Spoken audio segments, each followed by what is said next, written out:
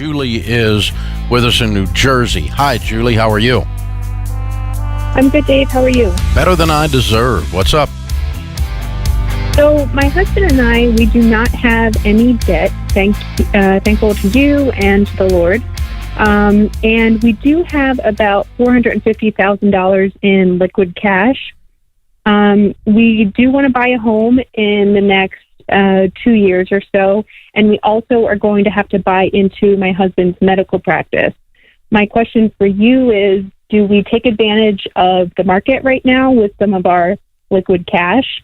Because we have very basic retirement, but like I said, we have about $450,000 in liquid cash, and we just want to know, should we do something with it right now? Way to go!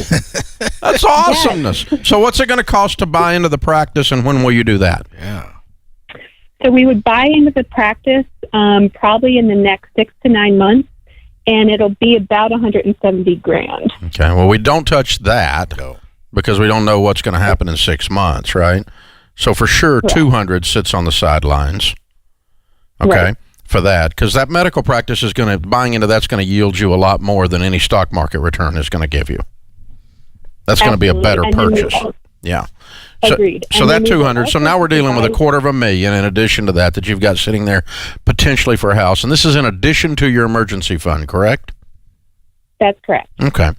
And then what you've got to do is you have to decide from there what you feel like with your SmartVestor Pro or whoever helps you with your mutual fund selection, what you feel like the market is going to do between now and the time you're going to need the money.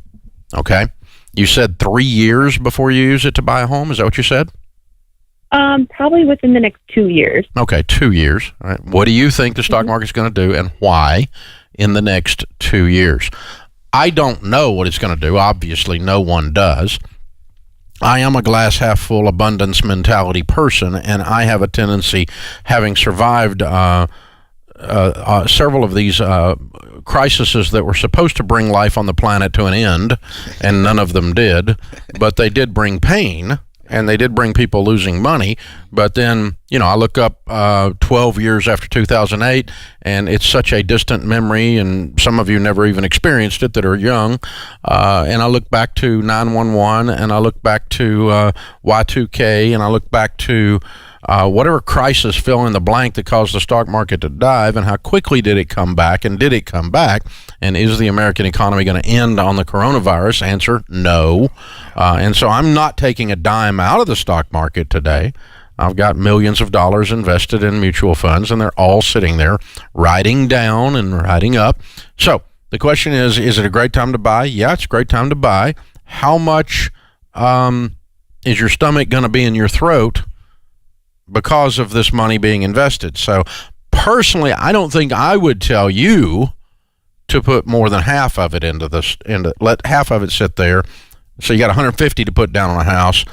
If the stock market became worth zero, which is not going to, right? But you got another 100 playing, or so that you might make $30,000 on it. It might jump up 30% in that 2 year period of time, and so you might make nothing on it. You might lose $10,000, but you're probably not going to lose enough of it that it keeps you from buying a home during that 2 years. Right. So I would deploy some of it. And if you're, if you have 0%, you're 0% scared, you could deploy all of it. I wouldn't tell you to do that. I could do it because it wouldn't bother me, right? Because I'm very comfortable with all of that. But that's different than. I just don't want you laying awake at night saying, "Oh, I put that money in there, and now I'm not going to be able to buy a house." I don't want you having that conversation with yourself at 1:00 in the morning. Got it. To the extent you're going to, don't put any of it in, right? No, yeah. My husband's probably more like you then, and willing to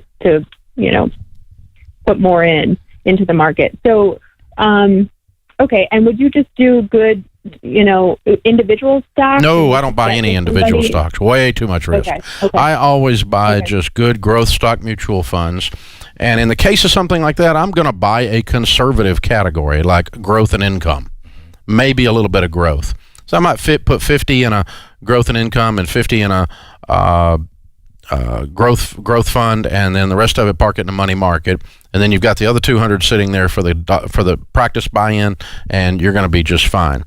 So Anthony, we tell people all the time it's very, very important to get an intellectual grasp on the risk and face your own emotions. Yes, sir. Yeah, absolutely. And that's something that I'm doing, Dave. I reached out to my Smart Investor Pro last Thursday and just asked them, hey, what should I be doing during this time? Because I would like to invest a little bit as well.